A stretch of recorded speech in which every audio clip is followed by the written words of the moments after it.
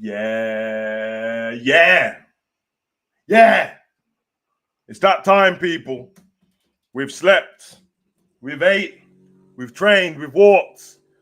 It is Summerslam 2025, the aftermath. Scarf gang. All right, listen, it's that time, man. I actually enjoy doing the aftermath sometimes more than watch. Not so much more than watching, but I like doing the aftermath because you get to dissect the show. You get to go into stuff that you didn't get to go into the watch long. You get to, give some things a chance to settle in, some things a chance to know what, it was good in the moment, but really, you know what I mean? So it's good to be here, man. Basically, it's the review show.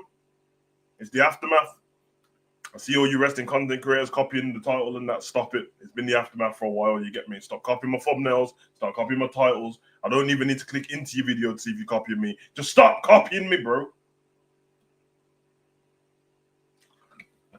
And if you want some ideas, message me. I got ideas for days for free. Stop the plagiarism. I've had enough of this shit.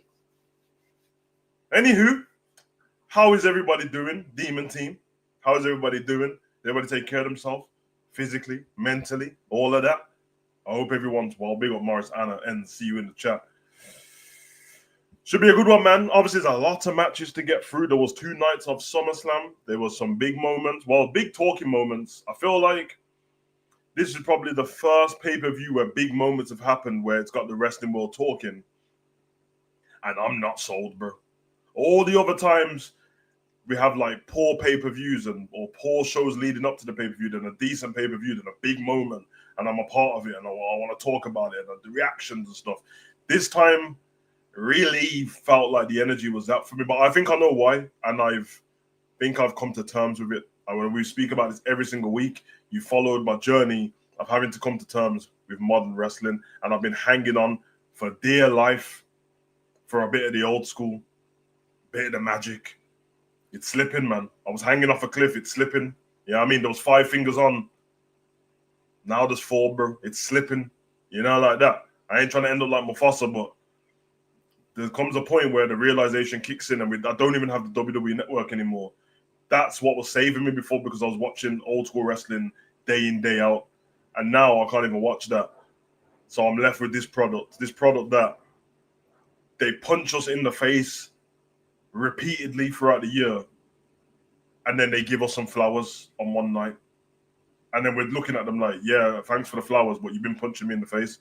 And then everyone else all of a sudden is like, yeah, it's savage, but I know you got punched in the face for like 6 months, but just take the flowers. And then I'm looking confused, like, hold on a minute, all these lot turned as well. Then I realized the fans are fickle, so then I can't be a part of certain communities.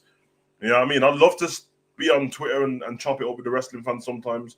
You know what I mean? Some fun little takes and that, have a little laugh, but I can't, bro, because I'm either going to be being the party pooper and ruining their fun, or you're going to annoy me for talking shit. And then you're going to tell me you started watching wrestling in 2022. And then I just don't want to hear your opinion. Not because your opinion is not valid as a wrestling fan. It's just not valid to me. You can't tell me you started watching wrestling in 2022. And then I'm just supposed to be like, okay, well, that's what you've witnessed for the last 3 years then. Bollocks. It's crazy, man. You guys know my shit's Marvel, innit? And I remember the one quote from Thanos in the movie when he was speaking about taking everyone out, and he was speaking to Tony about, Tony was like, that's genocide. And it's like, no, man. He said, listen, as long as there's people that will remember what was, there's never going to be people that will accept what could be. I'm one of the people that remember what was, bruv. For the people that didn't watch wrestling before, they are actually lucky in this modern generation, because you can get behind it. You don't know if it was any good before. And possibly if you watch any clips, because you're into the flippity-flappy new 450s and 720s and that, you'll think that the old wrestling's trash because you're not watching for the storyline. You're just watching for the wrestling. And of course, if you watch wrestling of the past, it's going to look completely different to now. We did the WrestleMania watch-alongs leading up to WrestleMania and a few after. And I heard how some of you lot were talking in the chat. Macho Man and Steamboat, Bret Hart and Austin, man, of that, to like the wrestling's rubbish, bro. No, it's not rubbish. It's just that they were telling a story. Watching it back, you can't grasp the story because you're just watching one match. And that's why 50-50 booking has been happening in the WWE, because now the stories have been pushed to the back and it's about the wrestling. But guess what? A newsflash for you guys. everybody in the WWE can wrestle to some kind of standard. So there's nothing that separates them. And before, the high flyers could separate themselves from doing the mad table spot or the mad 450. We just saw a great ladder match, by the way. We just saw a ladder match last night with 6 teams and 3 individual women, and all of them can do them spots. So now what's special? Do you remember when Ricochet was special for a little bit? Remember when he was on Lucha Underground, Prince Puma? Oh my God, is he special anymore? No, because everyone can do what he can do. There's a Leon Rush, and there's a Leo Rush, and then there's a Leon something. There's everyone who can do stuff. So what separates them? It's characters, it's storytelling. When you go across the globe and you ask about wrestlers and people have been honest to themselves, even to this day, even when people don't want to admit it, they're like, oh yeah, that person's not doing all the moves in the ring, what you think. Tony Storm doesn't do that. MJF doesn't do that. Roman Reigns doesn't do that. CM Punk doesn't do that. So you're like, well, why do you like him then? It's the characters, bro. It's the story. You know what I mean? Some people like Mr. Iguana, bro. You don't like Mr. Iguana because of his moves, because he's in Luch. He's in AAA. In AAA, everyone can do the same moves. But he's an iguana. There's something different about him. When he enters, he crawls down to the ring like a gecko. He's got a iguana attached to his hand. Is it stupid? Probably. Is it playful? Yeah. Is it different? Yeah. Do you remember him? Yeah. So that's all I'm saying, man. I know it's a cold open, and we're here to do SummerSlam, and we are going to do it, of course. But this is my thoughts, man, and I'm slowly have to come to terms with it begrudgingly. And I said this before, which means I have to almost change the way I watch wrestling, like I changed the way I watch football before VAR, before the footballers were all pussies, bro. So I just have to do that. It's sad. The beauty of it, I'm not on my own, because there's a lot of people who think quite like me. There's a lot of people who are in between. There's a lot of people who, and I'm one of them also, like, I don't not enjoy the stuff that I said. I enjoy it on occasions. I understand for the people that are paying money to go to the live shows. This is why I never disrespect the people paying for the live. Even though I think it's crazy paying that much money. If you pay that much money for anything with the way the world is and how much everything costs, oh my God, when you go, you're going to do anything. Now, it winds me up when we're watching TV and I'm watching the same people who are just cheering CM Punk cheer Seth as soon as he cashes in on him, and then cheer John Cena, but then he gets F5, then they also cheer Brock, but then they was also booing Cody, but they were cheering Cody. That sounds confusing, doesn't it? That's how it feels when I'm watching it. But I get it, because if you pay $6,000 to sit in the front row, you're singing every song, even to the people that you don't like. If you pay $6,000 to sit in the front row, you might put the ones up for Roman, but you almost might Cena socks, but you almost Cody entrance and Randy's and see. I get it. But anyway, we will get to this and we'll kick off. Big up to everyone in the chat again, cold open, and we'll get to the comments as well. Think we'll do it. We'll go match by match. We'll take some comments on that. If there's any comments away from it, I'll address them as well. But we need to keep some continuity because obviously there's Liverpool watch along to do today as well. So I got to keep that shit going as well, man. It's been a busy morning, man. It's been a very busy morning. I had to train later on. It's all a madness, man. I think Anna put something in the chat, so she is the mother. So let me get to that comment before we get started. She says, hey, Savage and the Demon Team. I have way too many thoughts, even more questions about last night after thinking about what we saw and where things are going to go from here. I'd love to hear your thoughts on last night, Savage. I need clarification on a few things, and am I reading into two things too much? Or am I just plain wrong with others? Well, what we'll do, Anna, is you can tell me what you feel like you're reading into as we get to whatever part of the show that is. But the chances are, knowing you long enough, you're probably not reading too much into stuff. Very possible, though, so we'll find out. Big up, honesty. I'm seeing Max fake outrage now that Brock is back. What happened to innocent until proven guilty? It's a bit of a... We'll get to the Brock thing. It's a bit of a sticky one because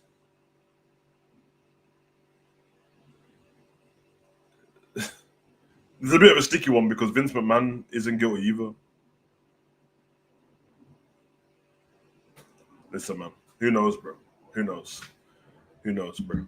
All I'm saying is I take wrestling for all it is. That what they do in their personal life is them.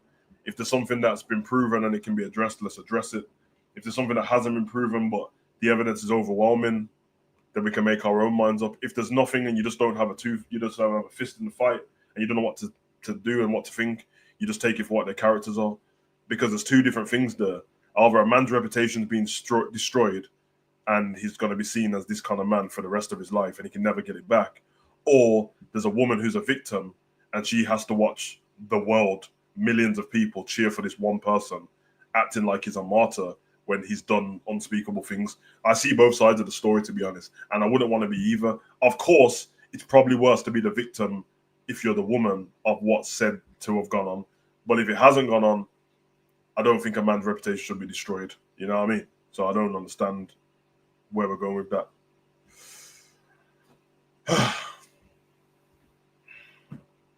It's crazy when you think about it, man. But that's where we are in modern society, man. I remember the days I just liked watching wrestling and kept it kayfabe, and I got to speak about that. But sadly, that's not how it goes anymore. Big up Andrew. Says, all right, Savage enjoyed SummerSlam weekend, and it was genius. The way Seth acted was absolutely genius. He was gonna walk back and drop the crutches. Brock returns. See what I'm saying? Like, big up Andrew, man. Love Andrew and that. This is what I'm saying about. I'm always on the opinion over here that if you enjoy it, I've always told you guys, I'm happy for I'm so happy that there's people who actually enjoyed it, because then me moaning about stuff is just left to me, and I can deal with that. I'm a grown man. I'm not like losing my mind when my stream's finished and that. I'm not running around the house headbutting walls and that, bro. Timmy, I'm not doing all that stuff. I get on with my life, have a laugh, and move on with it, and it becomes a distant memory. Andrew really enjoyed it. I completely disagree with everything Andrew said, but that doesn't mean that his opinion's less than mine. I just don't think it was genius what they did with Seth. The fact that most people telegraphed it at some point in the chat, like we've done this, I don't think it was genius at all. Like what was genius about it? Burying LA Knight, pretending to be injured for something that you didn't need to be injured for, which we'll get to, because people ain't seen the bigger picture. I've seen the bigger picture. Everything he did on the night on SummerSlam, he could have done without pretending to be injured. So what was the point? But LA Knight suffered in between that. That's what I see. And then Brock turning up was a surprise. But go and watch my stream. I mentioned Brock midway through the show when the Street Fight was on. I mentioned Brock when the SummerSlam thing was on. It is what it is. So big up to you, though. Entered, I saw someone on Twitter say Brock is innocent and Vince is also innocent. I mean, even if that was a thing, it's not entirely true, because Vince was accused of way more than Brock was. Brock was accused of something through what Vince had done, basically offering up sexual favors from Janelle Grant for to help Brock's contract get along, which is crazy. Well, I don't want to get into that because I don't want to be a part of that shit, man. Whoever's a victim, I hope they grant some solace, and I hope that they find peace with themselves. If you're not a victim, you're a pussyhole and you're begging it. That's all I see, man. Anyway, let's go match by match, and we'll try and keep it. But we don't really want to do more than 5 minutes on each match unless it's one of the main event, really. So let's go. SummerSlam kicked off with Roman Reigns and Jey Uso taking on the LeBron Breaker, Bronson Reed, 2 bronze, 1 cup. Anyway, this match meant absolutely nothing. I was very disappointed, not with the match itself, but the fact that, yes, I'm biased, obviously. Roman Reigns in essentially the jobber spot, the first match on the card, in a tag team match. The biggest guy in the company,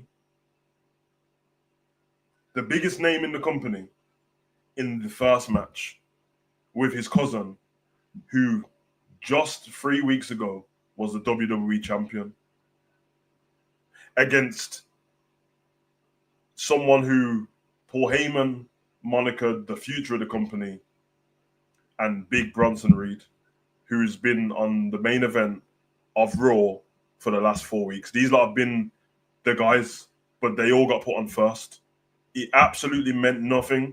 Obviously, Roman just done their job, basically. All right, we'll do this for the company. I don't care. So, and also, I will say this as well. For the people that came in my chat the other day and told me that I was wrong And it's like, yeah, to be fair to them, it's because Seth was supposed to fight Roman. Okay, so if Seth was supposed to fight Roman and Seth's not injured, then what? Why am I wrong? How prove that I'm wrong then? Because the way I see it is this was bullshit. You might as well have left them off the card. The match itself, was the match good? The match was decent.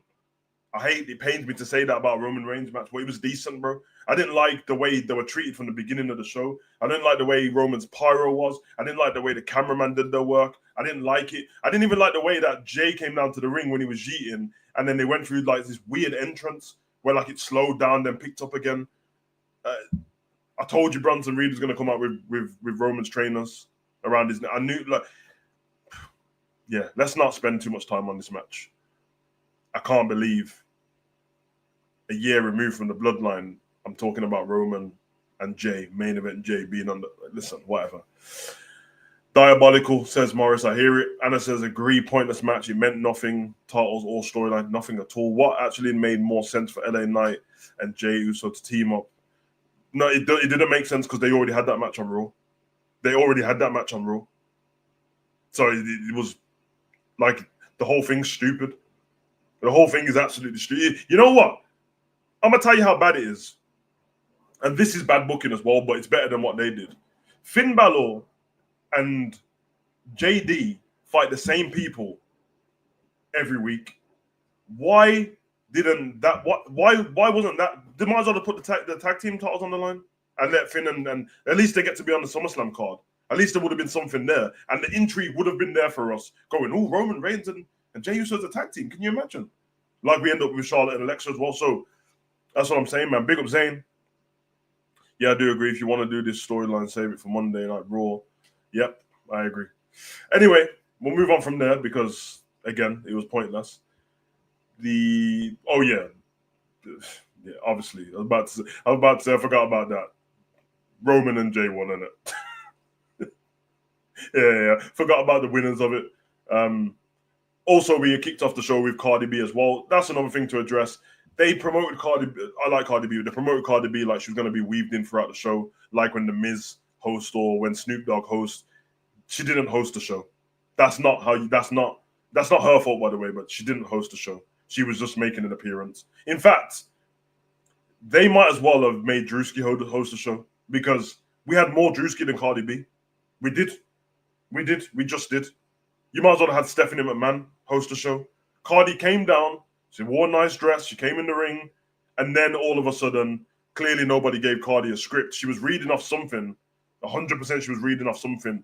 So where the hard cam wasn't showing, I don't know if there was somebody standing there with a script in their hand. I don't know if somebody was standing there with cue cards in her hand, but she was reading off something because you could see her looking down.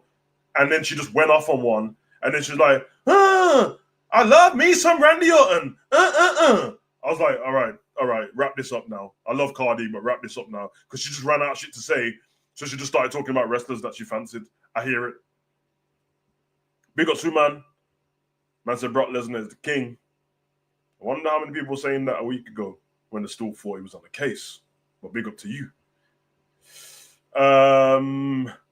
We had the second match of the night. Charlotte Flair and Alexa Bliss defeat Raquel Rodriguez and Roxanne Perez. This match was good. Again, the story leading up to this. To be fair, it's a weird one because the story between Alexa and Charlotte actually started a while ago now, but they didn't really do anything with it. We kind of, because that was when Charlotte was still beefing Tiffany Stratton. So you kind of had Alexa at one point step out the car. She's like, Charlotte, we need to talk. And then they kind of just left it for a while and then got back to it. And then the whole thing now is we're not friends, but we're friends. I have to be honest. That's a basic story.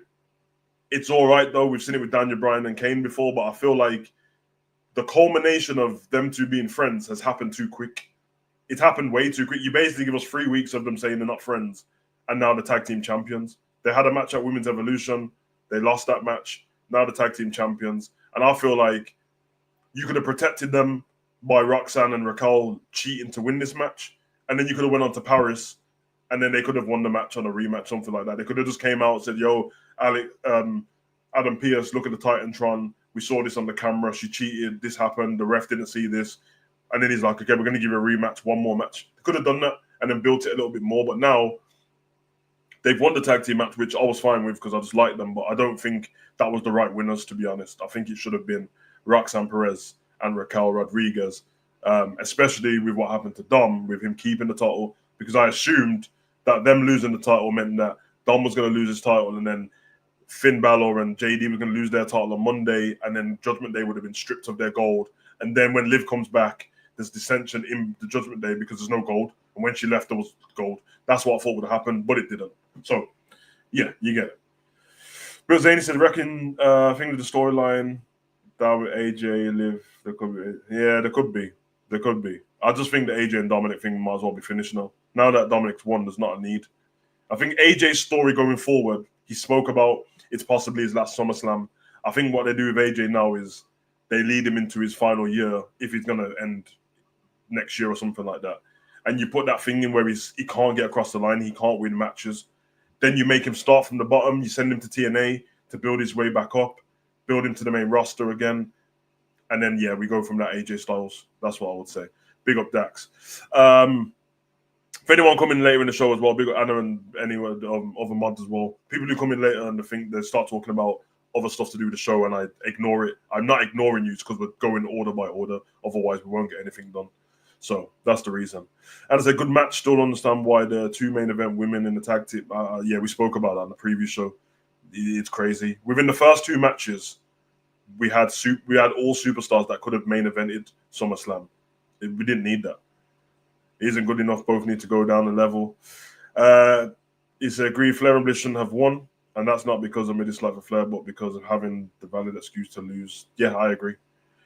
No, Dax, you didn't mess anything up. I'm letting you know so you don't think I'm ignoring you. You're not messing anything up at all. So don't worry about it, bro.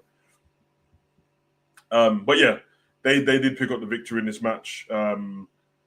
There was a part there was some good spots, man. There was a part in this where Alexa knocked Charlotte out with a punch. The punch looked brutal as hell, by the way. Knocked her out. It kind of teased then after that, like, oh, Charlotte might get her back. And then there was a position where I think Alexa, she saved Charlotte with a net breaker. And then it looked like they were going to be done. It looked like Charlotte had the evil face and was about to give Alexa the big boot, but she didn't. She gave the big boot to Raquel. Alexa was allowed to get the Sister Abigail DDT on Roxanne Perez, and they picked up the victory, and now they're friends. Let's see how this works. I would say what I would do with Alexa and Charlotte now, because the women's division and tag team is pretty rubbish, not because they can't wrestle, because there's no tag teams. Let them go across TNA, NXT, Raw, and SmackDown to defend the titles. Also, what I would have is don't build this thing up for Charlotte just to turn on Alexa. Just actually make them a tag team for a while. I hate when it's always got to be their tag teams now, but when they lose the title, this person's gonna hate this person. I don't like it. Bill Dax said I kind of wish Roxanne wouldn't have got pinned though. Alexa and Roxanne are my two favorite women. I would have preferred Raquel. The thing is, I think because Roxanne's been pinned quite a bit, it doesn't affect her. Whereas Raquel, being the big woman, she can't afford to be pinned. But I do get that she's your favorite. Big up Ends in the room to like and subscribe. Big up Ends. Okay, this is where, and I think this is where all of us in the watch along. This is where SummerSlam took a dip in night one, because the first match, once we got over the fact that Roman shouldn't be in the first match, we just enjoyed it for what it was. It was good spots, barricade spears, and all that business.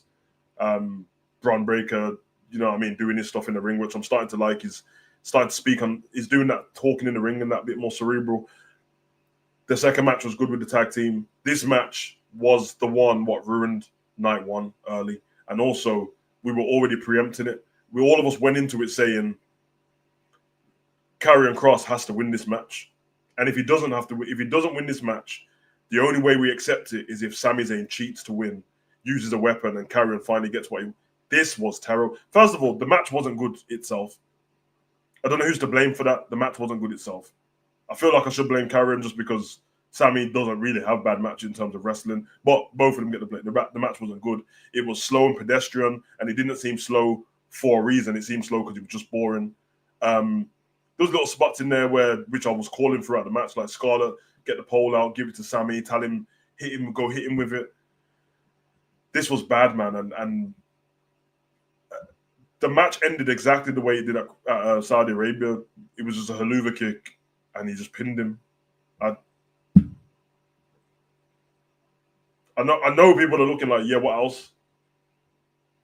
There was nothing else. I promise, guys. Like, it sounds like I'm taking the piss. That's all what happened.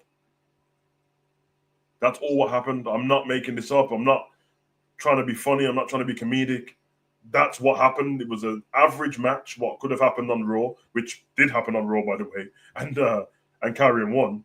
So it is the same match from Raw, with the same finish from Saudi Arabia. They've had 3 matches. Sammy's won 2. Karrion won's 1. Karrion's win didn't mean anything, so you might as well just let Karrion lose at Saudi Arabia and move on from there. And for me, the way he was walking up the ramp after, he looked done. It looks like it's over. While we was doing the watch along, my son was next to me, showing me that Karrion instantly was posting everybody's reaction videos. He was posting everybody. He was on his story. He posted everyone's reaction video to being upset that he lost. That he's trying to send the company a message. I think it's over for him. I don't know 100%. I think it's done. Take it to church, Karrion, yet again done dirty. I have to say, man, like, when I look for this company, Karrion, Drew McIntyre, and LA Knight, you could use Nakamura in that as well. Carmelo, Aleister Black, Rusev. Like, there's a bunch of them that have been done dirty. Not that they haven't got any TV time, but the TV time has been pointless. It's been pointless. Why don't they just turn Sami Zayn heel? Because they need baby faces. And turning Sami heel is, he was heel in the bloodline, turn babyface, turn him heel again. I don't know. Zayn, I think they think Sami moves merch or something. Well, Karrion moved more merch than Sami in the last 3 months, so NXT Cross would have kicked out of that one haluva kick. NXT Cross might have just looked at the haluva kick and told Sami, try it again. Okay, I have to deal with the fact that I don't book the show, so if Sami's going to win, Sami's going to win. What I didn't like is it didn't feel like a struggle for Sami to win. They tried to add this thing where, like, oh, Sami, you done the blue thunderbomb and you couldn't put him away. But really, I'm trying to see Sami, if there's going to be any edge to him, let him throw him out the ring, throw him into a table, throw him over the barricade. It was a bit shit. Big up, Zen. It was a bit shit. Heel Sami is very boring to me. Yes, Heel Sami's not good. It's like, everyone's forgetting, like, Sami with the bloodline, fine. But even Heel Sami in the bloodline was comedic value more than anything. Sami before that, when he was a bit of a tweener and he was doing the conspiracy theory, was very good. But Sami's always been a babyface, really. So, but yeah, Karrion lost this match. One haluva kick. The game was over. Scarlett didn't look happy. Karrion didn't look happy. The curtain's up from there. That was the dip in the night. And after that, it went from, I don't want to say it went from bad to worse, because that's probably the worst moment of that night. But what happened next? Well, what happened next? We had Jade Cargill. Big up Jade for the Jamaican outfit. That might be I can't be my wallpaper because my missus won't allow it. But big up Jade for the Jamaican outfit. The entrance was great. Big up Tiffany Stratton. She looks great. She always takes herself serious. I like the way both of these women are an example of not larger than life, but the fact that they take care of themselves in it.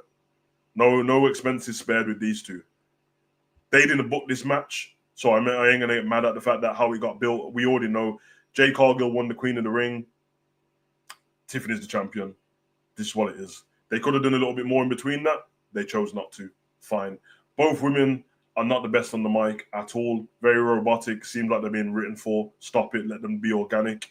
Tiffany's obviously better than Jade in the ring. Jade's supposed to be the powerhouse one. The match itself wasn't. I don't remember what was doing the watch along, anyone saying the match was shit. It was decent. But I'll have to be honest. If this match was on SmackDown, it would have felt the exact same. So there was no, like, anything special. A couple spots in there. Jade catching Tiffany off the top rope and do the powerhouse stuff was decent. Moonsaults and such. Feet up after the prettiest moonsault ever. Looked like she nearly knocked Tiffany out. I didn't like how it finished.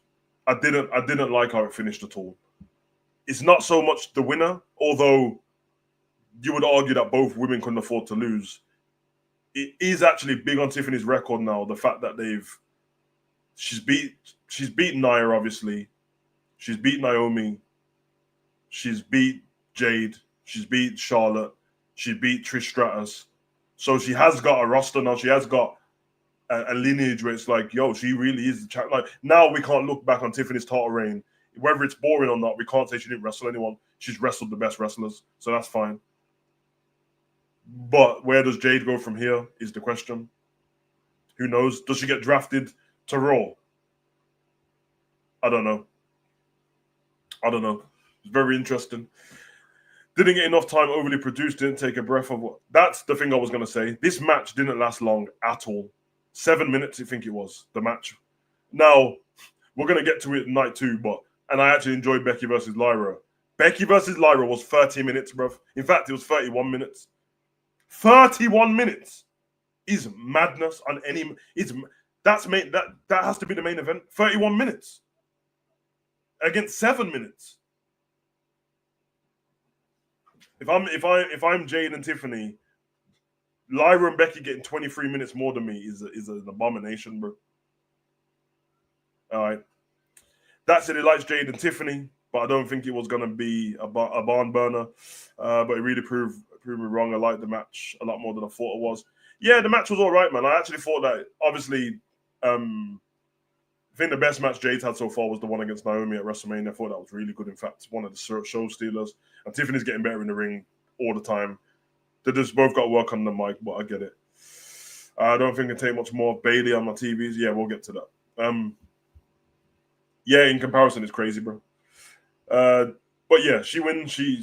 I mean, I think they're going down the route of Jade Cargill got cocky, made a mistake, and then got caught out. But really, I didn't really like the way it went. You know what I mean? It didn't make any sense. Cargill went for the super jaded on the top rope. He got reversed, and then Pretty Smooth ever won the match, man. Moving on from there, we had Drew McIntyre and Logan Paul to take on Jelly Roll and Randy Orton. A match that, again, nothing against Jelly Roll, nothing against Logan. I guess it's not their fault, but when you've got people who are wrestlers who didn't get on the roster, and before anyone says, yeah, but Logan's better than them, I get it. But let's be honest, some of the people that were saying Logan's better than this because Logan's been given TV time because he's a social media star in prime, and the other people haven't been given a chance. So I'm not going to go out on a whim and say that he's better than them. Good spots in this match, but I get it now. I get it, Triple H. I understand now. It's Triple H's way of booking wrestling is for viral moments and pops with live crowds. That's all it is. Everything is shock factor with Triple H. There's no substance to anything. And if no one believes me, that's the reason why no one likes Raw and SmackDown. Because you can't really offer much shock factor because you're not going to use your returns and new people coming in on Raw and SmackDown. So you wait for the pay-per-view. It's all shock factor. All everyone's been talking about the 2 nights is nothing else but Brock Lesnar returning, Seth Rollins cashing in, shock factor. That's all it is. And what did he use in this viral moment? Logan puts on the Ray-Ban virtual glasses and then he goes for the bit. His move, the frog splash was cold. Logan always kills that stuff. But the novelty is worn off, bro. Logan, you've done this at like 4 pay-per-views in a row. Like every pay-per-view, every Mania, every summer, he's gonna do something off the top rope. It's boring now. It's boring. Jelly Roll's turned into somebody where he can take a beating that other wrestlers can't take. He took a claymore to the face and the match wasn't over. Then he's got this injury thing where it's like Jelly Roll can't breathe and he can't stand up. He's dropping to his knees like a porn star. And then all of a sudden he hulks up, rolls back into the ring, and then goes on one. The only thing I'm happy about in this match is that the heels won. That's the only thing I'm happy about in this match is the heels won. Should have known from Randy's entrance it wasn't going to be a great. Yeah, I know it was terrible. I like Jelly Roll's music, but he's absolutely not in the ring. I don't like the way Logan Paul, considered an outsider, has been a champion, competed. Nah. The thing is with the Logan Paul thing, he's not considered an outsider. The whole gimmick of the because that's why everyone had banners because WWE put them there. the whole gimmick is Logan pretending that everyone else is an outsider and this and that. I get it. It's one of those. But no one's going to accept Logan until he's stopped being used as this viral guy that doesn't have to turn up every now and again, because you're not Roman Reigns, bro. So until he's on the roster fighting against a regular match against, I don't know, Tozawa and that, until he's on the roster doing that kind of work, people are always going to see him like that, and he's kind of annoying as well. But Jellyfall Ring was stupid. It was stupid. But it is what it is, I guess, man. Decent moments in the match. As again, the frog splash is going to be a viral moment. It's going to get millions on a YouTube short. I don't know why they care about that so much, but yeah, whatever. I think him and Jelly Roll got back into the ring, hit the choke slam on Logan, and then he hit the black hole slam on McIntyre after powering up. A couple of bionic punches and all that business. And then Paul was allowed to. He landed the pull from Grace and took the victory on Jelly Roll. Moving on to there, we had the main event of the evening, which was CM Punk taking on Gunther. I don't know how I feel about this match. I don't know how. I feel like they worked the match properly. This is what a Gunther and CM Punk match should be. CM Punk got battered in this match. He absolutely got beat the hell up. Like, battered. I don't think what happened in the match is that important now, that the way it ended and stuff like that. But the way it ended, I didn't like. I am very apprehensive to see what they do with Gunther from this moment, because I don't trust him at all. And you've not buried this guy, but he is not menacing at all anymore. He's not scared. I need you not to look at the people that have. He doesn't. He went from. He basically what it is had 80% of the time he's been in the WWE. He's had a title. That's great for a monster. On NXT, he was impeccable. NXT UK title impeccable. He's had titles for 3 years and a year and all that stuff. But Gunther has gone from being that longest reigning Intercontinental champion ever. Who's going to beat him for the title? Sami Zayn beats him. Okay. Then he wins the WWE title off Damian Priest, I think it is. Finn Balor helps. Okay, who's going to beat him for the title? Jey Uso beats him. Taps out in 8 seconds. Okay, he wins the title back. After 51 days of Jey having the title, he wins it back, which is about 4 weeks ago. He wins it back. He fights Goldberg. He doesn't destroy Goldberg completely. Then his next match is CM Punk, who's older than him and is frail at this point, is always injured. And then he loses again.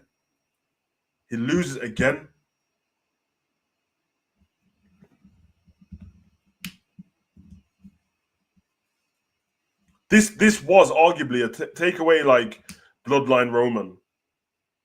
It was the best heel they had. But the best heel you've had has been it's been treated like cannon fodder, bro. It's over with. Gunther look weak as shit. I thought he couldn't get worse because obviously he lost to Jey and there's an 8-second tap out, bro.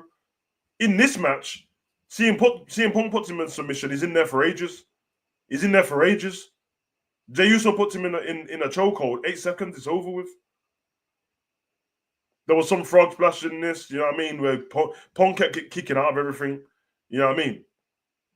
Didn't make any sense. He was beating the brakes off him. The amount of chops he landed the power bomb.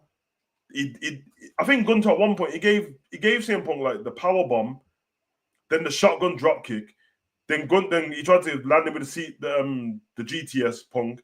Then he reversed it, gave him another power bomb. Then he done the frog splash off the top rope, and then Punk just kicked out. And then Punk went for another GTS, and then Gunther put him in a sleeper hold. Then Punk reversed that. Then he nailed him with a GTS. I did like how it looked where he landed the GTS and he stood there and he was like out cold on his feet, and then he gave him another GTS. But it was just over, man. And I feel like what they're doing wrong is they're not. There's no continuity between everyone's wrestling moves, finishing moves, signature moves. Where before it used to be on a special occasion, and when I mean a special, I'm talking about a special occasion. a wrestler might kick out of a, you know, like when Stone Cold give you the stunner, apart from when it was like The Rock, we thought it was over and it was done. When Shawn Michaels gave you the sweet chin, it was done. Triple H give you the pedigree, it was done. Angle slam, it's done. Now it's like they've brainwashed us now. So now when somebody gets hit with one finishing move like Carrion did, I'm there going, there's no way. There's no way you've lost to just one haluva kick. Really, that's probably how it should have been. And then in main events, they do something a little bit different. But he looked weak as shit.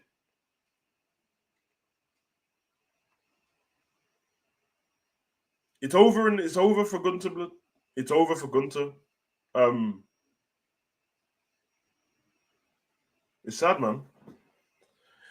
It's sad, and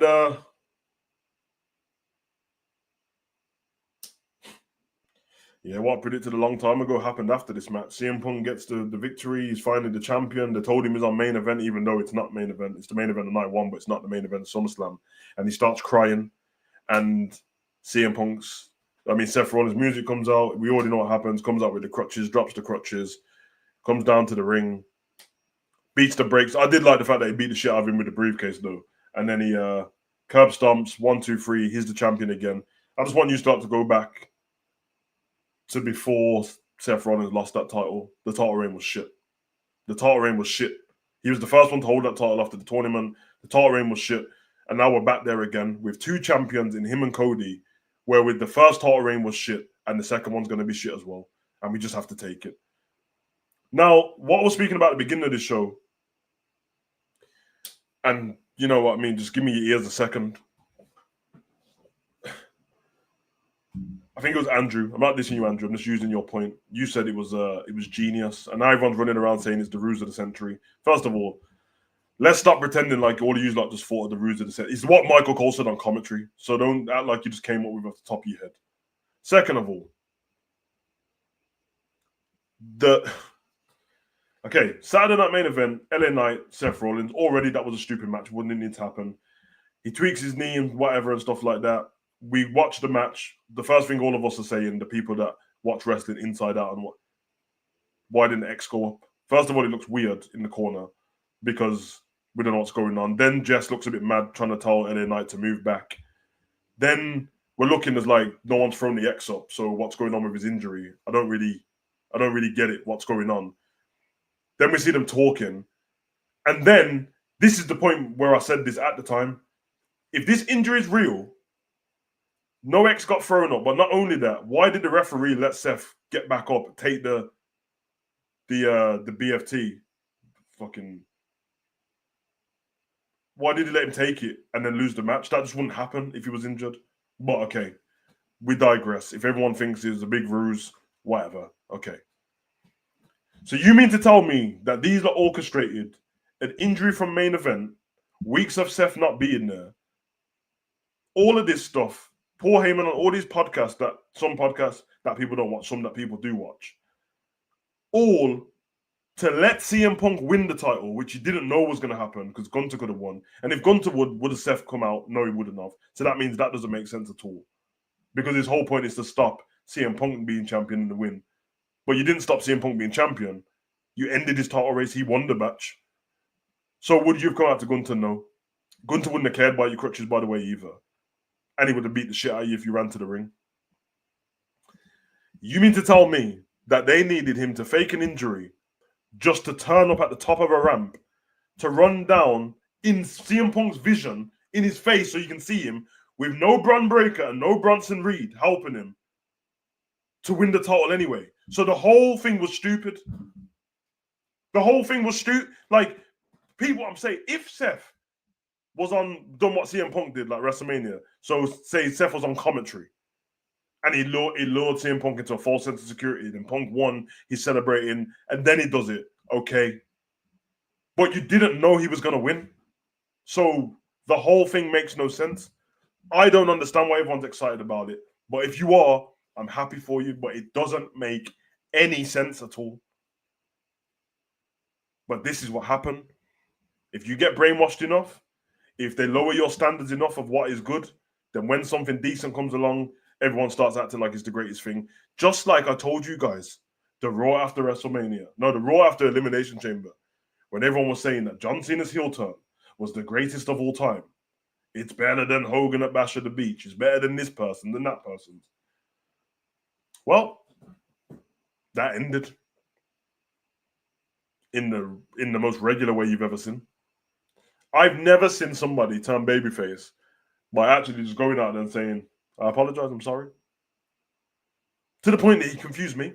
I was convinced, we'll get to John Cena, but I was convinced that the babyface stuff on SmackDown was a trick. Brother, it wasn't. John Cena, with all due respect, your career's been great. I love you, bro. I like your movies. If I saw John Cena, I'm definitely going to try to speak to him. But this angle absolutely sucked, brother. It absolutely sucked. We're all in his face, bears in the perfect landing. Steven Richards analysed it in the middle, saying things happened. Had me in tears. Yeah, crazy. Question for the Demon Team: why didn't CM Punk just run away like he did in 2011? Because if he ran away like he did in 2011, he would have just been telegraphed in it, like you copied the whole thing.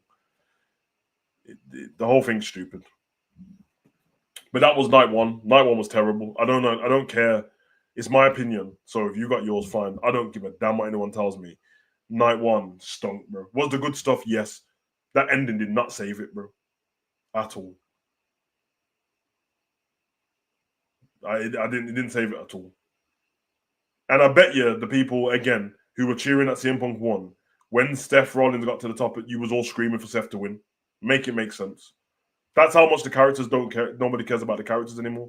Nobody cares to the point where the guy that just won the title 5 minutes ago, you're happy for him to lose because there was a pop. Take the pop and shove it up your ass, man. Fucking bullshit. Even the little cheesy thing where they tried to orchestrate this thing in the ring where once they won, Seth sat with his legs crossed and Paul Heyman sat with his legs crossed, and then Paul looked at Bronson Reed and he was like, hey, Bronson, sit with your legs crossed. And then Bronson looked at him and said, my legs are too big and I'm not flexible, so I'll just go on one knee. And then looked at Bron Breakker and said, Bron, sit with your legs crossed. And Bron was like, I'm injured, big man. You see me hobbling down to the ring. Yeah, but just sit with your legs crossed. Okay. Where has Bronson Reed and Bron Breakker been elevated to? Tell me, somebody tell me that Bronson Reed is elevated more since he's been with Paul Heyman than he was before. Because before, he had the Intercontinental title. At WrestleMania, he lost his title. Cashing was shit. The cashing was shit. It sucked. It is what it is. I don't care. Just because you knew, and now what they're doing is they run out of ideas, so they have to rehash shit from years ago. So, I'm going to win the title. The first one was the heist of the century. It really was the heist of the century. This one is the ruse of the century. Okay, you're begging it now. Seth's going to get to the top of the ramp and swing his belt around. Yeah, okay, we get it. We get it. You're going to tell us this long-term story booking. All right, storytelling and that. All right, then let's thank Vince McMahon for it then, because he was there last time. It's fucking terrible. Anywho, let's get on to night two. This night two WrestleMania features no Cardi B at the beginning. So again, she wasn't the host of the show because she hosted first side of the show for 3 minutes, second side, nothing. So yeah, that's terrible. But you can buy Cardi B's album for 72 hours on WWE.com. Comes as a package with a Cardi B t-shirt. This show kicked off with the Women's World Championship on the line. Naomi, she defeats Rhea Ripley and Io Sky in the triple threat match. This started off all right. Few notable things. Io's entrance was Io's regular entrance. Rhea's was regular. She seemed like she had lost a bit of weight. No disrespect. I'm not trying to talk about it in a weird way. She just seemed leaner. It was very noticeable. It confused me a little bit because I've seen her every week on wrestling and I didn't notice. So hopefully it's just that I'm not going to get into what it is and all that, but I apologize, but I always worry when I see stuff happen quick because I've been there before and people say mean stuff and all that, and then you find out someone's ill or something. So hopefully it's not that. But I just noticed very quick that even if she dropped all her carbs for one day, you wouldn't look like you've lost that much weight. She had quite a lot of muscle. And then we had Naomi's entrance with her dad, Sean McRae. I thought that was beautiful. Came out with the live guitar. The entrance music's good. Naomi didn't come out all giggling and all that stuff, even though it was her dad. She came out meaning business. And then we got into this match. The match itself was decent. I don't think it was as good as the triple threat match at WrestleMania. But it was the same match. Insert different black woman. I told you this already. Take out Bianca, insert Naomi, run it again. She done a heel work in the match, what was really good. Some good spots in the match as well. I didn't really like the Io and Rhea being best friends thing in the match. I thought that was a bit weird. You know what I mean? But it is what it is. They formed an early partnership in the match, tried to take out Naomi. Naomi's first thing to do in this match was to roll out of the ring. But yeah, thought that was decent. Naomi's assault pretty much ended with Rhea Ripley with the Glasgow Kiss, Sky with the missile drop kick into a 619. Thought that was decent as well. Does like poison ranas in there, Razor's Edge, a lot of false pins over the moonsaults, and then you had Naomi with the signature, which was cool. There was Io on the rope, and Naomi jumped on the rope while she was on there, did the split leg moonsault onto Rhea. Thought that was cool as well. And it should give Io that running knee like Sheamus's one, cold madness on it. So I thought that was pretty decent. And then we had an attempted Sky move from the top rope, backfired. Rhea Ripley caught her with the avalanche riptide. And then Naomi ran in the ring, got rid of Thingy and rolled up Rhea, which obviously we thought she was going to pin Io when done that, but I'm glad she pinned Rhea because Rhea can't be winning this all the time. But I'm just happy that Naomi won. That's the main thing. Big up Zach. Happy that Naomi won, but I'm a little sick of Rhea being in all of this. As I know, and the problem you've got is, Anna, we're heading towards Adelaide and or Perth. So we're not going to get rid of her that quick. What I think what's going to happen is if the draft does happen, she's going to move over to SmackDown, and then she's going to end up beating Tiffany. I don't want it to happen, even though I'm kind of bored of Tiffany as well. I'm sick of Rhea being on the show. She's been overexposed, in my opinion, and she also never gets it. Yeah, I agree. Big as I said, Brock Lesnar versus John Cena, the trilogy. Yeah, I guess. It's not long-term storytelling with Brock and Cena, but I get it, man. Basically, Cena's problem is, which we'll get to, is Brock Lesnar's mashed Cena up at SummerSlam twice already.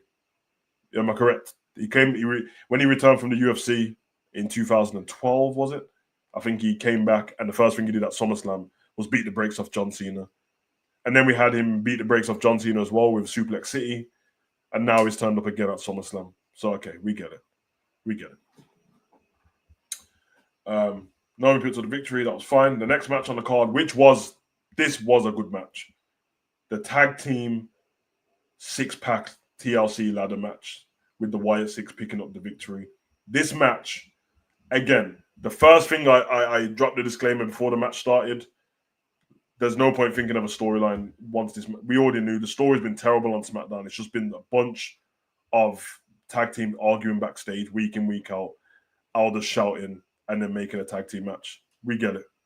Leading into this, 20 years since the infamous, 25 years actually, since the infamous TLC match, TLC 1, Dudley Boys Hardys in attendance, which I liked. It would have been nice if Edge and Christian was there, but they're both on AEW, so I understand that as well.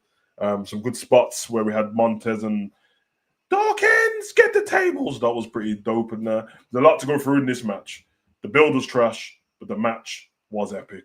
It was everything a TLC should be. Was it a bit botchy in places? Yeah, of course it was going to be, because there was a lot going on. The cameramen done very well to pick up the stuff what was going on. There's a decent spot where we had I'll get to it, but there was 4 tables set up in each corner on the outside, and the cameraman caught that every person got moved onto them, which was pretty cool. But yeah, man, it was crazy. The match started with all 5 teams jumping the Wyatts, which we all found funny because on every SmackDown we've been waiting for them to do that, and they hadn't done it. There was weapons around the ring, tables.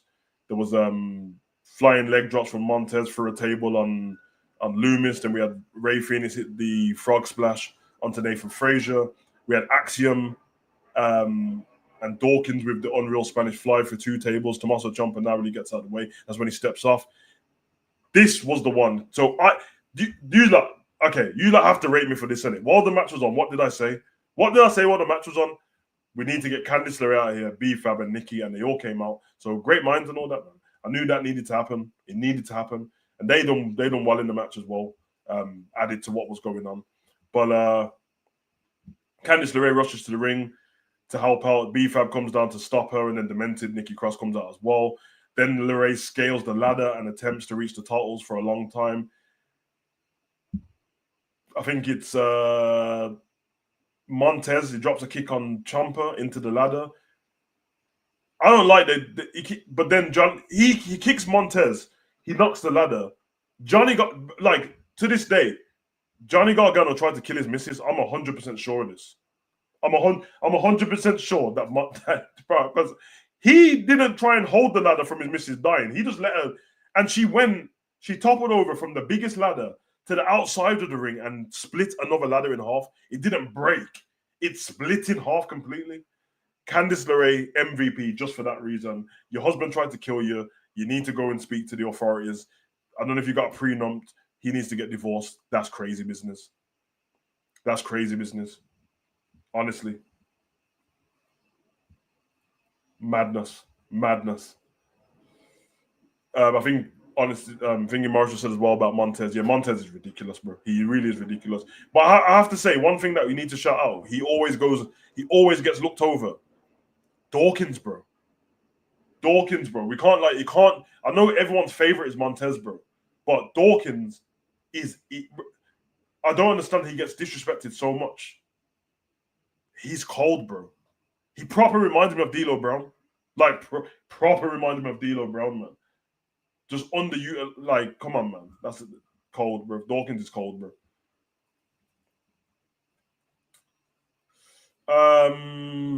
What was that? Okay, what did I click on that, man? Yeah, Ciampa grabbed the titles.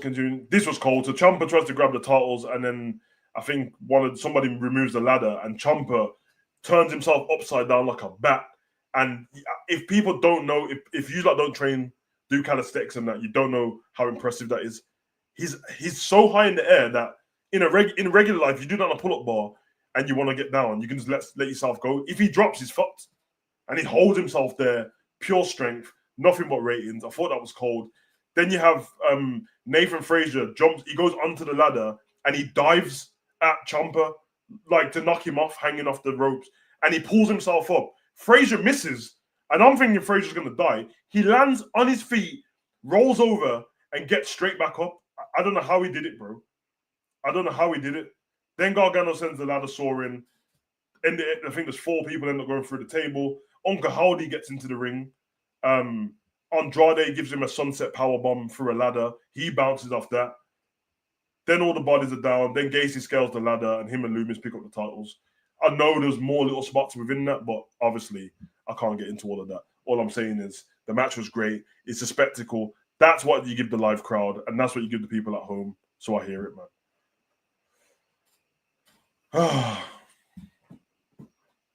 I know it's not talking about this match only, but what was your favorite match? Yeah, we'll get to that at the end. We're trying to keep the continuity going, but everyone in the chat can answer that while I'm getting through.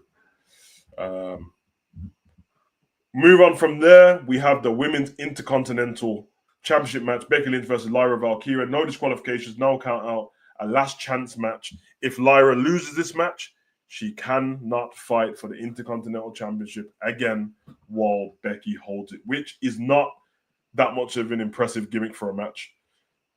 If they say she can't fight for the Intercontinental title again,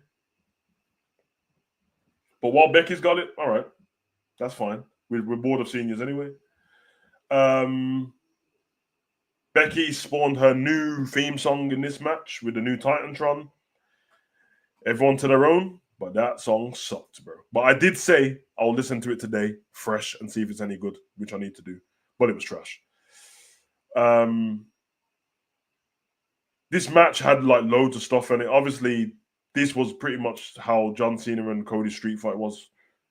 Like, it had all the weapons and all that stuff, toolboxes and zip ties and ring posts and kendo sticks. So they had all of that stuff in there. There was a few things in there I saw that I can't unsee, like Becky putting the zip tie around Lyra, but the zip tie coming off, and I'm watching Lyra put it back on herself. I didn't like that. That was stupid. That was stupid. The match itself was very good, but it was so long. It was so the match. If this match got centered down to 15 minutes, it would have been a great match. This match was long, bruv. 31 minutes for a regular match is diabolical. but I did enjoy it at bits. I was getting tired at this part, but I thought they showcased their wrestling skills very well. We already know the build up to this was trash. We don't need to see Becky and Lyra fight again, but I get it. You know what I mean? They beat the brakes out of each other, to be fair. Both women should be proud of, their wrestling in this match, and had everything, man. Fire extinguishers, night wings, manhandle slam, turnbuckle spots, slams onto a pair of chairs, chair stomps from Becky. It was crazy.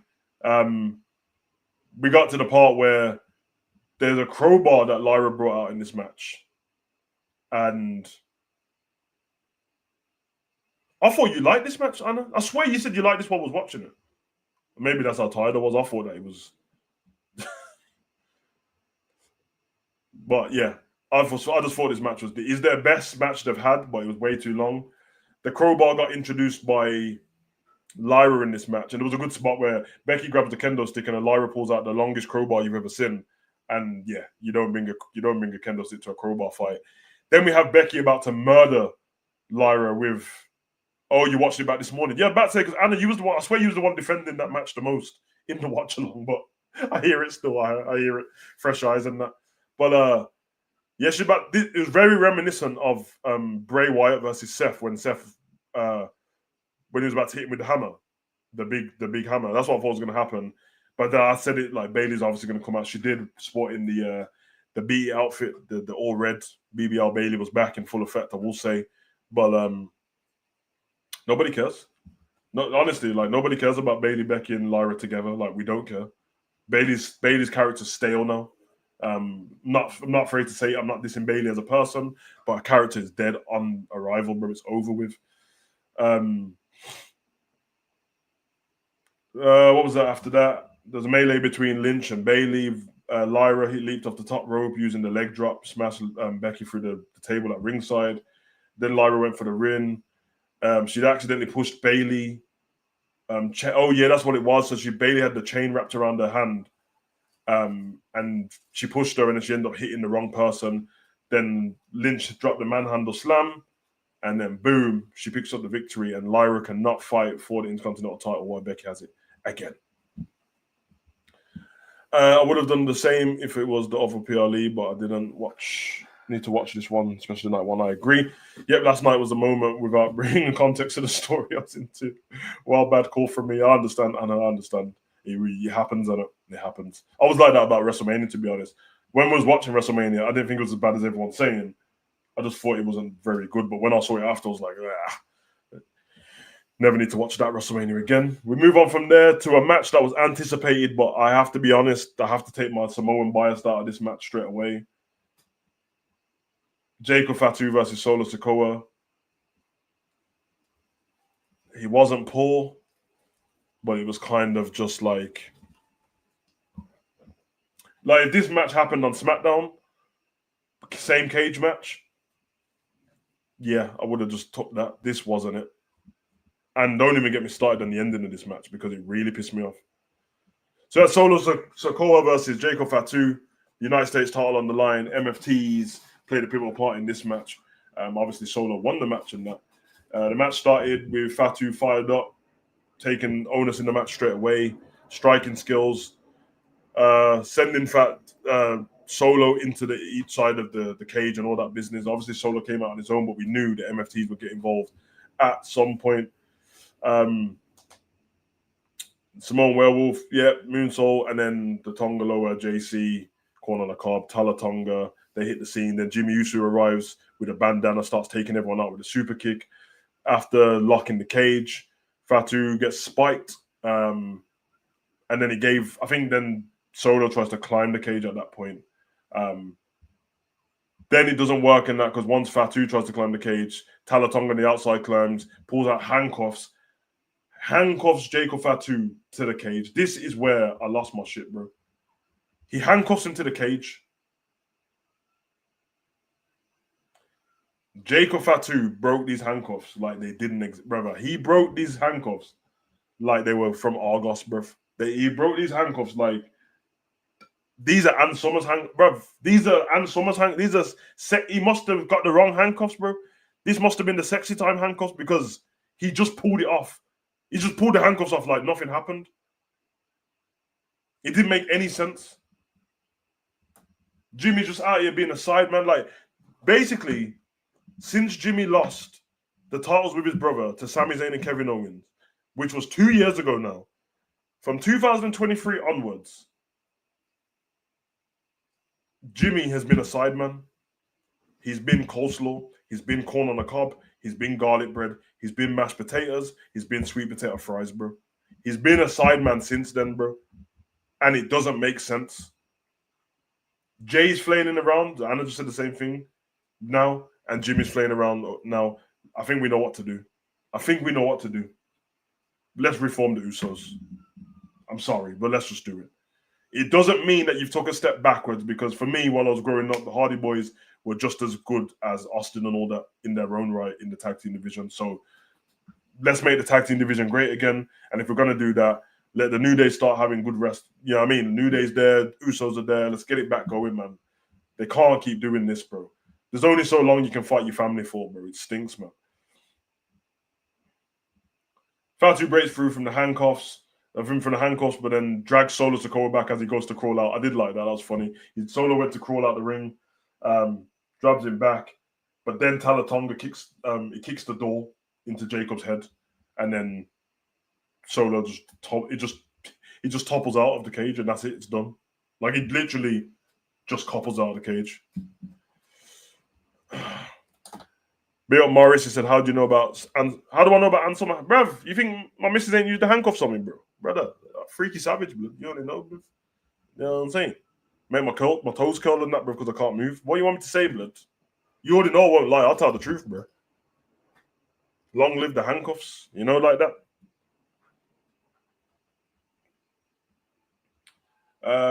Yeah, the match was whatever. Oh, yeah, this is the part I wanted to say, because I said this in the watch-along as well. So after the match, Jimmy Uso keeps battling. He's fighting corn on the cob and Tama Tonga and all that stuff in the cage. And then Jacob Fatu starts hitting the moonsaults on everyone. I've never seen it. I'm not used to seeing a match where the champion retains his title, but the person who's left looking strong in the middle of the ring is the person who just lost. Like, why is Solo the one who's ran up the ramp and he's not in there, but Jacob's in here looking strong and they're playing his music? It doesn't make any sense, bro. It doesn't make any sense. It honestly doesn't. Move on from there, we get Intercontinental Championship match, Dominic Mysterio versus AJ Styles. I have to say this, isn't it? This match itself was actually good. I wish the build was longer and had a bit more detail in it.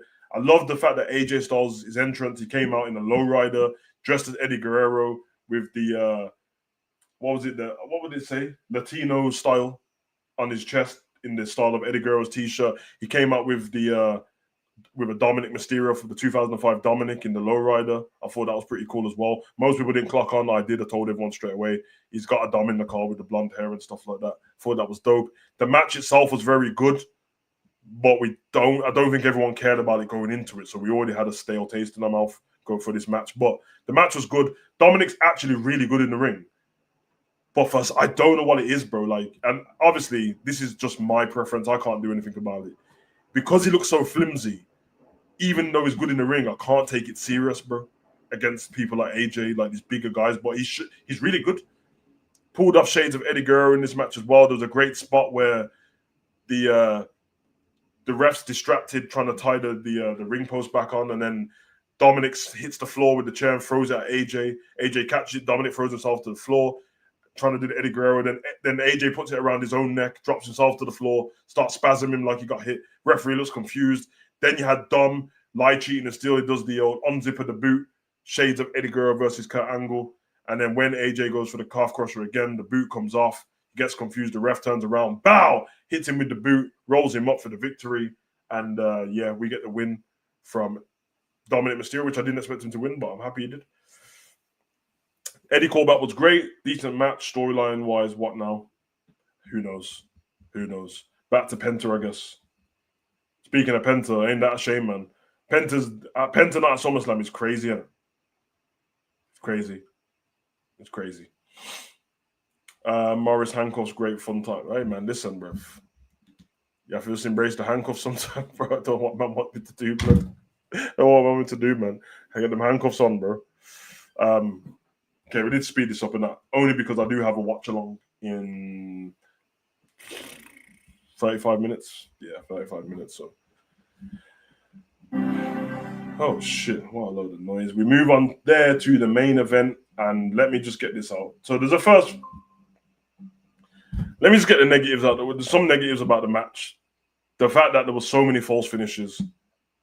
Super Cena, he took 3 crossroads in a row, and he kicked out. But when he and I think Anna said this in the chat, the same thing happened to Roman at WrestleMania, and it was over for Roman. Now, the other negative is the fact that Cody won. That's stupid. I have to say, this is the best John Cena match I've seen.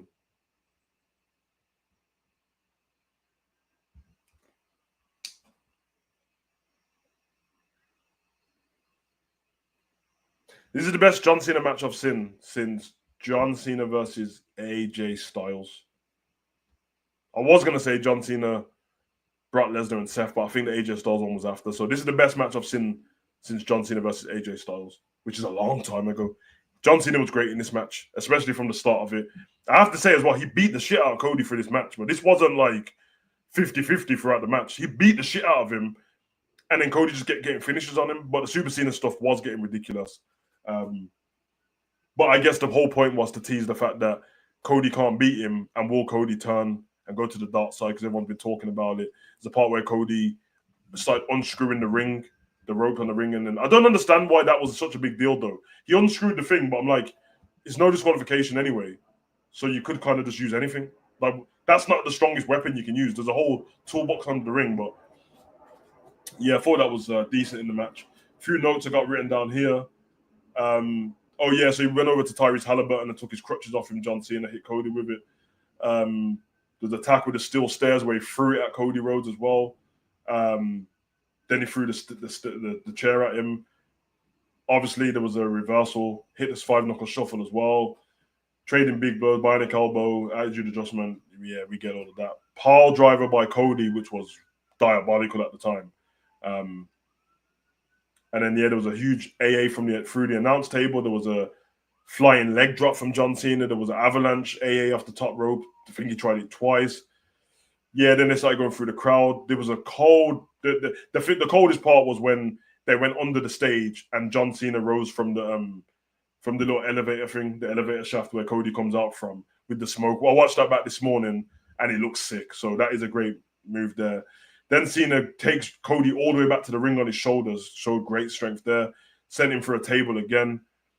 Then Cody sends John Cena for a table. Then he hits him with the crossroads, unscrews the ring, all of that stuff, super AA, all of that stuff. And then Rhodes counters the super AA. Hits John Cena for a table, the avalanche Cody cutter, which wasn't a Cody cutter. It wasn't a Cody cutter, but he tried it. And then John Cena's trying to pick himself back up at the rope. Then we had this salute from Cody, almost of shades of Shawn Michaels. I'm sorry, I love you. Salutes John Cena. And we knew at that point it's going to be over. And it hits him with the crossroads and pins John Cena. And the young Savage was shocked because it pissed me off, bro. It pissed me off, bro. Cody Rhodes is your champion again. The quarterback of the WWE, they call him. I'm so pissed, bro. And it's not because I don't like Cody, but it's what I know's about to happen. What follows this victory is Cody Rhodes crying, just like CM Punk was crying, because all these grown men just cry all the time at everything. Then we leave a John Cena in the ring, deflated, but he's won the crowd over because he is babyface again, and the crowd are thank you Cena, and he's looking all emotional because his last time at SummerSlam, and he's probably going to go away and make another movie now and not turn up for a while until he fights Brock. Talking about Brock, the music goes off and the place goes crazy. It's a great pop. It's a great ovation for returning the beast incarnate Brock Lesnar that everybody loves, Brock Lesnar. Obviously, there's questions around Brock. That's not my business. If the company's bringing him back, then they're happy to put their company into disrepute. They obviously have went through their lawyers and done all of the things to know that they wouldn't bring Brock back without this. And it's not a shock to me, only because people have asked Triple H about Brock Lesnar before. And he's never said, I think the last time they asked him, he said never say never. That was at Mania on the press conference. So it is what it is.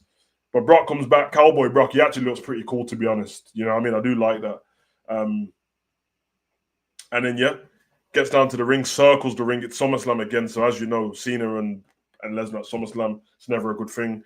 Stares him down, rolls in the ring. John Cena swings, gets hit with an F5, and that is it. And then we have a sad Cena leaving the ring 10 minutes later. And that was your SummerSlam review. That was your SummerSlam Aftermath 2025. And that is it, folks. Let me get to the chat before I get out of here. If you are interested in football, you can join me on Savage Talks Football at 5 to 5 for the Liverpool watch along. But we'll see in it. I need to flipping get hydrated after this as well. Anna says the turn face on SmackDown was stupid. Should have been at the end of the match. Otherwise, match was like Cena's best match in ages. The rise was that I agree as well. And also what pissed me off is Brock Lesnar returning. And when you think about it, when you think of the optics, wouldn't it have been better if Brock Lesnar returned in the Gunter match and Gunter had beat CM Punk? We had Gunter and Brock Lesnar face off. That would have been cold. That would have been cold. But anyway, I digress. Big up DJ Money. What's going on with Brock Lesnar always attacking John Cena at SummerSlam when we need John Cena versus Roman Reigns for the title? Roman Reigns says he wants the title back and Cena. Yeah. I'm here for Roman and John Cena one more time. It makes stuff interesting, but there's only 4 months left of Cena, and he doesn't have a title anymore. And if this is WWE's way, like this is a very big possibility that what we just saw yesterday was basically them saying, we gave Cena one more title run. It's over now. At least he got to 17, and he's never going to be champion again for the rest of the year. And for the rest of the year, all we're going to see is meaningless matches, which I think is a very big possibility it's going to happen. And if that happens, this whole Cena tour has been terrible. It's been terrible. Brock Lesnar is one of those larger-than-life guys. So of course, he is. Because for Cody winning is pointless. I hated his first run. His first one was one of the worst runs I've ever seen in wrestling. Right, my thinking is everyone was fine with Brock and the lawsuit. It's been over a year, but WWE lawyers only thumbs up. Returned 4 weeks ago. No, I think there was something in that lawsuit where they moved it from being federal. So obviously Vince can't go to prison. They took the charge, and then the charges were dropped. In that aspect, he was kind of cleared, but they've known for a bit and they saved it. And I don't know if that's down to Brock Lesnar just not wanting to. Yeah, I mean, but if I'm thinking Brock Lesnar rates John Cena. With John Cena in numerous interviews, who would you want to fight?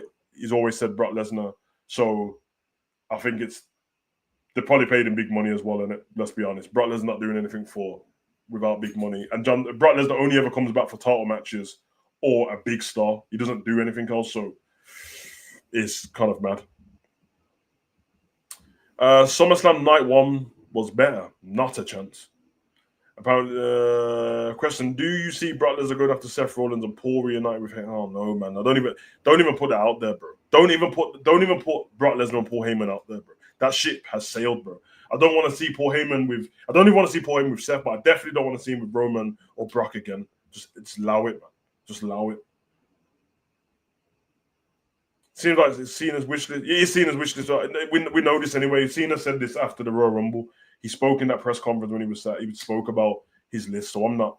That's fine. That's fine. Listen, I get it. Cena's done so much for the company. Give him his wish list, but give him his wish list with stories, man. Don't just make it for the sake of it. Because if this story literally could be Brock Lesnar grabs the mic and says, I came back to fight John Cena because he's on his way out and I want to give him one less fight. It could literally be the story. Is anyone here really mad that Brock Lesnar's... I'm never going to be mad when Brock Lesnar's back. I've always been that guy defending Brock Lesnar since I've had the channel when he wasn't turning up. It's like, oh, Brock Lesnar's back again. Well, he's better than all the usual. So what do you want me to do about it? He's better than everyone. What do you want to do about it? But there has to be a story there. And I don't want to see Brock versus Roman again either. I'm confused about Brock's return. Is there nothing to it? What if Brock sold his soul to The Rock? No, honestly, man, listen, your stories, your creative sounds as dry as Triple H's now, bro. What the fuck has Brock Lesnar got to sell his soul for, bro? What? For what? For what? What has Brock Lesnar got to sell his soul for? Ref. Nah, man. I think what we found out last night was The Rock's done with all of this shit, bro. He didn't even promote SummerSlam. He didn't promote SummerSlam. He didn't promote WrestleMania. He's done with. It's done with. The only time you're gonna see The Rock back is when they need ratings again. That's it. That's it. And there's even stuff that I know, like there's some work that got done, what got cancelled because The Rock's not going back. That's one though. So it is what it is. But we're done here, man. Big up to everyone in the chat. I need to go get sorted for the watch along. I don't have very long as well, so I need to get that done pretty quick. But I hope everyone is well. Thanks for coming along to the aftermath. Do me a favor. I'm going to ask this, and I'm not begging anyone. So if you don't want to, then piss off on it. But if you are on X or Instagram or whatever, and you're watching these shows and you're in these watch alongs, can you share them, please? Because I'm coming off a year of being shadow banned, and yeah, I need my flowers, bro. So people need to see what's going on. So share it. You know what I mean? Don't gatekeep the channel to yourself, bro. Don't get me wrong. If you've already been here, bro, you're not going to lose your spot as the demon team. Just share the stuff in it. Just share it. Sometimes I put stuff up, notification for a stream. Just share it before. That's all I'm saying. For the ones that do, and I know you do anyway, because you know what I mean. And some people got to send me stuff on that as well. I respect it, but that's all I'm asking. Only if you want to. If you don't want to, then I hope your mom stubs her toe. Anyway, that is your end of SummerSlam 2025. We do have a stream tomorrow for Monday Night Raw. That will be in the morning, likely, or midday. I've checked YouTube to see where the best time the analytics is about, but it's holidays at the moment. The analytics actually say the best time is around 3 o'clock. So maybe I'll do it around 3 o'clock. But if not, check the notifications. All of my reactions are going back on TikTok now. I'm just going to load them up with the Raw reactions. Even if I don't like Raw, and there's no point in me just putting out the ones that are good, I'll just put out all the reactions. So if you're on TikTok, go and follow me over there as well. Apparently I can do TikTok live as well, which I've never tried.